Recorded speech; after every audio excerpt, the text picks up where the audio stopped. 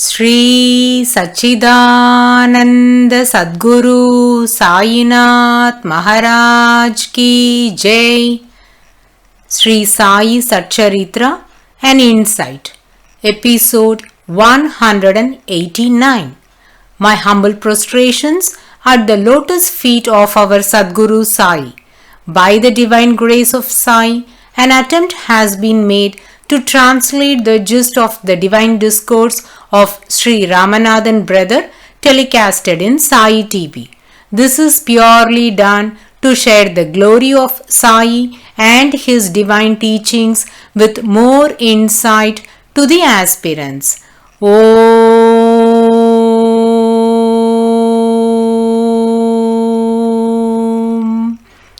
Gurur Brahma Gurur Vishnu Gurur Devo Maheshwaraha Gurur Sakshat Parabrahmam Tasmai Shri Gurave Namaha.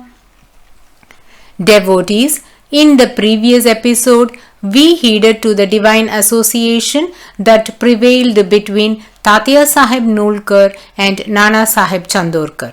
When Nulkar was stationed at Shirdi, he communicated his experiences through letters, and in the reply to Nulkar's letter, Nana Sahib Chandorkar quoted a dohi of Sant Kabir which says, "Even a piece of iron or any base metal will alchemize into gold when gets into contact with an alchemy. Once turned into gold, the base metal will not retransform into metal again. It will never be a base metal anymore as it gained the status of gold. Similarly, at the base of the sandalwood trees, one can find palasa trees. As these trees grow along with the sandal trees, eventually they will look more like sandalwood trees, and after a certain period, it is recognized as sandalwood trees and not as palasa trees." These two parables were used in the dohe of Sant Kabir, and Nana Sahib Chandorkar referred to those in his letter and said, "Similarly, you are like a base metal, and I have rubbed you with Sri Sai Baba, who is the alchemy that alchemizes you to shine ever like gold. The qualities of the metal will vanish soon. You will attain the attributes of gold." True to these praiseworthy words, Nulkar attained liberation at Shirdi. He surpassed the state of metal and attained the highest status, that is liberation. Kanchan bo baras parasi bahurina loha hoy, chandan bas palas vidituk kahe nahi koi. The one who came as palas trees is alchemized to a sandal tree by the divine touch of Sri Sai Baba. Likewise, that which was an ordinary metal transformed into gold. Nana Sahib Chandorkar, after quoting the dohe, confirms that Nulkar will certainly be transformed into gold and assures that he will surely receive similar blessings from Sri Sai Baba. I am marveling at their divine association and spiritual insight, says Ramanathan brother. Their connection with Sri Sai Baba has given them the exhaustive knowledge and advancement in spiritual field. Nulkar had great reverence and deep affection for Sri Sai Maharaj. Similarly, Sri Sai Maharaj had a motherly love for Nulkar. In one of the letters by Nulkar to Nana Sahib Chandorkar, he recalled the incidences that portrayed the compassion Sri Sai Maharaj had upon him. It says, "On Friday, when I had been to Dwarakamai, Amir Bai was filling the tobacco inside the chilim for Sri Sai Baba to smoke. At that moment, Sri Sai Baba said, 'Hey, Desi Tambako Kadam Lagta Hai,' which means these Desi tobaccos are lacking flavor. The moment I heard these words of Sri Sai Maharaj, I recalled an incident. Few days ago, from Egypt, I received a parcel containing tobaccos. As soon as I got the parcel, I thought, as this is of superior quality, I should offer some to Sri Sai Maharaj. Following which, the above event took place. As soon as Sri Sai Baba mentioned his dislike for the country tobaccos, I was reminded of this parcel. Immediately I went to my lodging, that is to Satewada, grabbed few tobacco from the parcel got from Egypt and came running towards Dwarakamai, passed it on to Amirbai to offer it to Sri Sai Maharaj. Amirbai emptied the country tobacco from the chillum and filled it with the one given by me and passed it on to Sri Sai to smoke. Sri Sai Maharaj smoked the chillum and was very much satisfied with the product and said, "These Egyptian tobaccos are good, but let them be used by Matara as he has the habit of smoking." Devotees, Nulkar had been holding a honorable position in the society. Sri Sai Baba might have felt that let this exported product be used by him, and moreover, this statement of Sri Sai Maharaj exhibits his love for Matara. In the same letter, Nulkar also narrated another incident which is as follows. Nulkar was suffering from diabetics.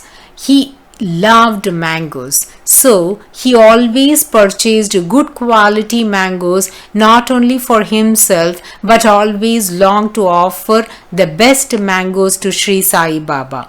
The letter says, "I bought plenty of mangoes at Mumbai, took them to Shirdi and wished to extract juice from those fruits and offer the mango juice to Sri Sai Baba. My wife Janki Bai had also accompanied with me to Shirdi. After reaching Shirdi, owing to the craving for mangoes, I ate most of it. Only few were offered to Sri Sai Maharaj. Thus, we consumed all of them. So, I wanted to buy more superior quality mangoes to offer it to Sri Sai Baba and heart to heart prayed to Sri Sai Maharaj to bless me to get those." At that juncture, Shyama came from Dwarakamai to my lodging and said, "Sri Sai Baba told me that he wished to drink belly full mango juice that is extracted from high quality mangoes. And he said to me, go and inform this message to Matara." I was stunned hearing this message of Shyama because this was exactly my thoughts as well. In no time, from nowhere, a fruit merchant approached me with a basket full of superior quality mangoes, and quickly juice was taken from those fruits and were offered to Sri Sai Baba, which he relished to his heart's content. Then, the following Sunday, I had a desire to offer at least a couple of mangoes to Sri Sai Maharaj. So, asked my wife to check in the basket if there was any. When Janki Bai looked into the basket, she found 8 mangoes remaining, out of which 4 were rotten and the remaining 4 were good. So, I said, "We will pick up best 2 of those 4 and offer it to Sri Sai Maharaj." At that same moment, Bayaji Apakote Patil came to Satewada from Dwarakamai with a message that Sri Sai Baba asked him to get 2 mangoes from me. I was astounded by the omniscience of Sri Sai Maharaj. All the thoughts that raised in my mind were read by Sri Sai Baba. I gladly placed them on the puja plate with a request to Bayaji Apakote Patil that please, after offering these, get me at least a piece as prasad.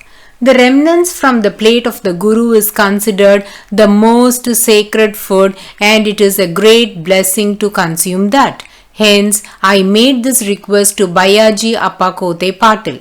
Bayaji agreed to fulfill this request, but after reaching Dwaraka he forgot about it completely. The fruits were offered to Sri Sai Maharaj. He made small pieces of the first fruit and distributed to few present there and ate the left out pieces. Then picked up the second one, sliced it and gave it to Shama. Bayaji Appakote Patil and others also got a piece. Then the last slice was remaining. Now Sri Sai Maharaj, holding the last piece, glancing at Bayaji Appakote Patil, addressed Shama thus: Shamya, we all are relishing the fruits here. Won't we share one piece with that Matara? Go and give this to him. Hearing this note of Sri Sai Maharaj, Bayaji Appakote Patil recalled my request. In fact, the intention of Sri Sai Maharaj was to give a subtle reminder to Bayaji about my request and to bless me with his remnants. Hence, Sri Sai Maharaj played this divine sport. Devotees, the above Leelas portray that Sri Sai Maharaj always took care of Nulkar and had intense love for him. Hence, he fulfilled all the earnest wishes of Nulkar. Once, Nulkar wished to prepare Shira Prasadam and offer it to Sri Sai Maharaj. This Shira is a type of sarbat and can be even prepared using mangoes. So, Nulkar decided to use mangoes. He got it done and took it to Dwaraka. At that moment, a devotee had offered a basket full of mangoes to Sri Sai Maharaj. And Sri Sai was saying to that devotee, Matara loves mangoes. Hence, give these to him. He will eat 2 today. Tomorrow he will eat 2 of the fruits. Thus, the fruits were handed over to him. These experiences were also shared by Nulkar with Nana Sahib Chandorkar, and all of them took place in a sequence during one of his visits to Shiradi. Nulkar was also made to stay in Chavadi. This incident happened at a different time frame but was narrated by Nulkar along with the above experiences to Nana Sahib Chandorkar. One night, when it was time to bed, Sri Sai Maharaj said to Nulkar, Tatyaba, come, let's go to sleep, and both walked towards Satewada. That's when the cooking in the kitchen just finished. The horses were tied on the field. There was lot of trash everywhere. But Sri Sai Maharaj pointed to a room in the Vada and asked, This room is very secured, good and isolated. So, will you stay here? Nulkar doesn't care about the surroundings. So he immediately agreed and said, Okay Baba, we'll stay as you say. Immediately, Sri Sai revoked his own decision and said, No, you need not stay here. Instead, go to the new Chavadi building and sleep there. Sri Sai Maharaj might have felt that Chavadi was the most appropriate place for Nulkar to stay, and that was recently renovated. So, both of them walked towards Chavadi. But on the way, Sri Sai Maharaj stopped in front of Dwaraka and said, I shall stay here. You go and stay in Chavadi. And came close to Nulkar and spoke in his ears in a low tone, There is so much mess in the Vada. Hence, you need not stay there. Go and stay in Chavadi. Nulkar was overjoyed by these gestures and caring notes of Sri Sai Maharaj, as every action reveals the fondness of Sri Sai Baba upon him. He enjoyed the caressing love of Sri Sai Maharaj and felt delighted in sharing them with Nana Sahib Chandorkar. Now, let us heed about Baba Sahib's arrival to Shiradi. Baba Sahib is known as Neelkant Ramachandra Sahasrabuddhe. He was the classmate of Nulkar. His role in the life of Nulkar seems to be significant. Making these two friends meet at Shirdi was a part of the divine sport of Sri Sai Maharaj. All-knowing Sri Sai Maharaj made this arrangement as he was aware that Neelkant Ramachandra Sahasrabuddhe will be made to take care of Nulkar during the last day of his life. Hence, it is vital to know about him, and he was also blessed to experience few astounding miracles and was drawn by Sri Sai Maharaj. His arrival to Shirdi itself is very intriguing. Nulkar and Baba Sahib were classmates in high school at Pune. After they finished their schooling, both pursued their career and were located at different places and never met each other. But now, after many years, say after 30 years of time, that is almost in their 46th or 47th year, they got to meet at Shirdi. We can say that Baba Sahib was pulled by Sri Sai Maharaj to Shirdi for the sake of taking care of Nulkar. It is very interesting to know how Sri Sai Maharaj accomplished this plan. Nulkar was at Shirdi while Baba Sahib was residing at Bandra. A situation was created by Sri Sai Maharaj wherein Gaga Sahib Dikshit and Nana Sahib Chandorkar went to meet Neelkant Ramachandra Sahasrabuddhe. Yes, Nana had plans to purchase some utensils at Bandra and send to Shirdi, whereas he was stationed at Pandharpur. So he was looking for a person to take it from Bandra to Shirdi.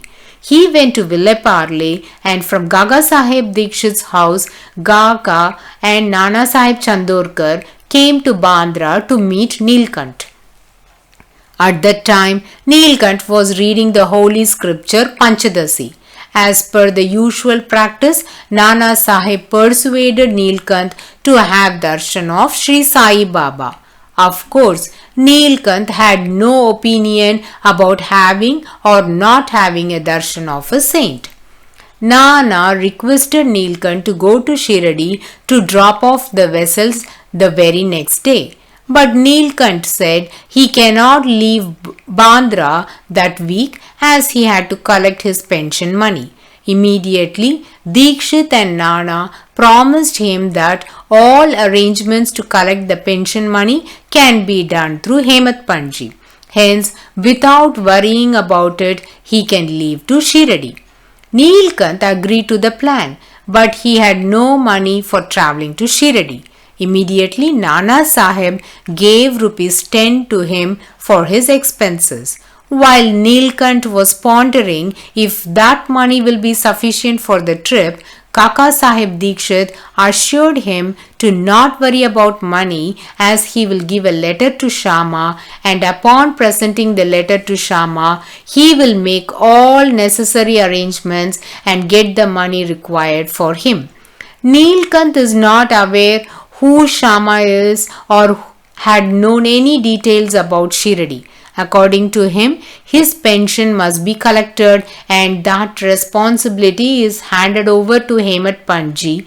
His travel expenses is taken care of, so he had no objection to take the vessels and go to Shirdi. Neelkant boarded the train to Shirdi, and a co-passenger in the train was a law college student doing his post-graduation. Neelkant inquired about Shirdi and Sri Sai Baba to him. Immediately that person said, "Oh, that mad fakir?" This statement made Neelkant to arrive at a decision that Shirdi is a place of illiterate, ignorant folks that consider a mad fakir as a saint. With this thought, he came to Shirdi. Then, where did he meet Nulkar? How did he gain faith on Sri Sai Baba? All these amazing leelas can be heeded in the coming episode. Bow to Sri Sai. Peace be to all. Om